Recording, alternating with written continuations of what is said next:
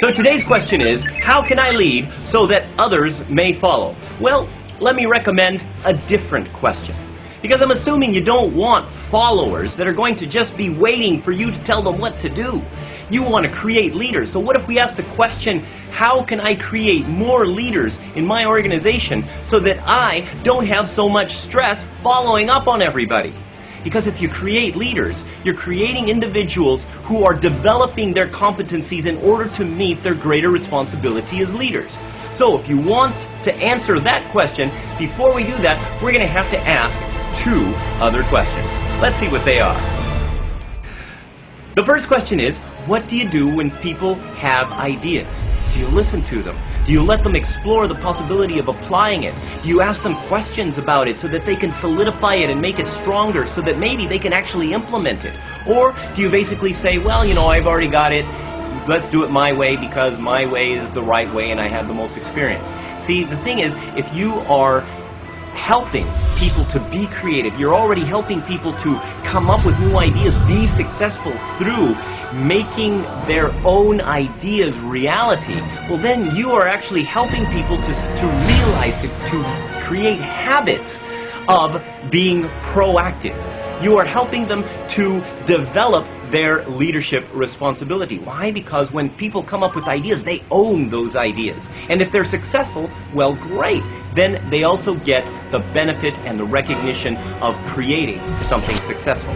But now, that brings us to the second question. What if they screw up? What if people make mistakes? What do you do when people make mistakes? Do you say, well, you're an idiot? Do you say, hey, you know, I don't want you to do this job anymore? Do it, let somebody else do it? Do you punish them? Because if you hammer your people, you're not going to be creating leaders. You are going to be creating scared followers. People who will wait for you to make a decision because they don't want to get in trouble in case they make a mistake. You want to create leaders, people who will take the initiative, people who are going to make decisions based on certain guiding principles that you have set forth based on your brand identity, and they are going to make decisions to make things happen. This is what you're going to create if you want to develop leaders. But what do you have to do? Well, first of all, you have to make the guiding principles. There has to be a fundamental list of what your organization represents and what every person is trying to do. If you go to a Starbucks, for example, you will notice a simple guiding principles frame that is in every single Starbucks. Try it. You'll see it. It's there.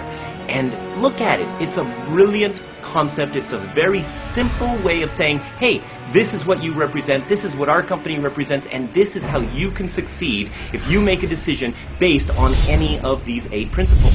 So work with your people to create a set of guiding principles. Simple guidelines that anybody, no matter at what level they are in your organization, can use to make an effective decision and be totally in line with what your organization represents.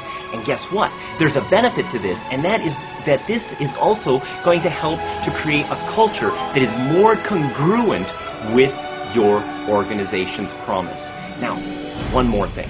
You also need to help people to grow as individuals. Well, if you're going to be generating leaders, you can't keep people at the same level. They have to feel like they are improving, like they are becoming better people, better employees. So why? Because they need to feel a sense of responsibility to help other people in your organization. You have to help them to grow. Set KPIs, performance indicators, that these people can stretch their competencies. Say, all right, well, here you go. You know, I understand that you're doing this, and this is a great job so far, but now you need to be just a little bit better and get them to see how much better they can be. Now, at first, there's going to be a little bit of resistance because people, well, you know, they see that extra work, but if you make it realistic, they're going to say, wow, okay, look what I accomplished.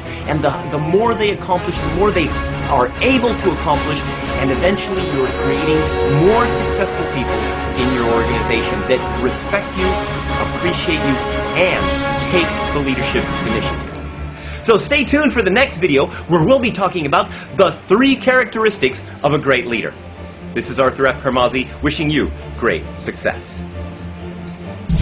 So if you like this video and you'd like to see more like it, visit leadershipfaq.com. That's leadershipfaq.com. Sign up and you get all of Asia's most asked leadership questions. And if you happen to have a burning question about leadership, email me personally at afc